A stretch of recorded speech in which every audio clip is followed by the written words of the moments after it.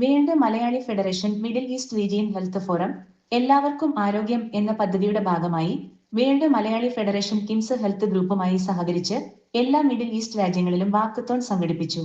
World Malayali federation ഒമാനിൽ KIMS health ഒമാനുമായി സഹകരിച്ച് 2025 ജനുവരി 31 രാവിലെ 7:30 അൽ ഷാട്ടി കുറും ബീച്ചിൽ വാക്കത്തോൺ സംഘടിപ്പിച്ചു.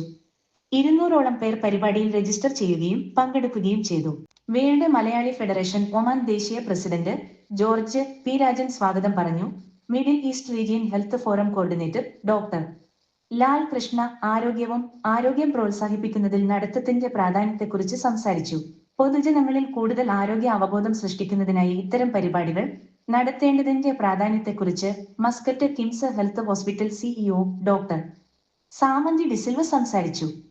World Malayali federation global chairman doctor J Ratnakumar ഉദ്ഘാടനം ചെയ്യുകയും ഫ്ളാഗ് ഓഫ് ചെയ്യുകയും ചെയ്തു. WMF national coordinator Sunil Kumar, national president George P Rajan, national secretary Shaikh Rafeeq, national treasurer Joseph എന്നിവർ വാക്കത്തോണിന്റെ വിജയകരമായ സംഘാടനത്തിന് മികച്ച നേതൃത്വം നൽകി. ഒമാൻ നാഷണൽ എക്സിക്യൂട്ടീവ് കൗൺസിലും മസ്കറ്റ് സ്റ്റേറ്റ് എക്സിക്യൂട്ടീവ് കൗൺസിലും പരിപാടിയുടെ വിജയത്തിനായി പരമാവധി സഹകരിച്ച് പ്രവർത്തിച്ചു. പങ്കെടുത്ത എല്ലാവർക്കും പ്രത്യേക ടീഷർട്ട് നൽകി. ഏകദേശം 8:30 സ്ട്രെച്ചിങ് എക്സർസൈസിലൂടെ പരിപാടി സമാപിച്ചു. We are very pleased to be here with the WMF initiative in organizing this walkathon, and I can see the enthusiasm of the participants.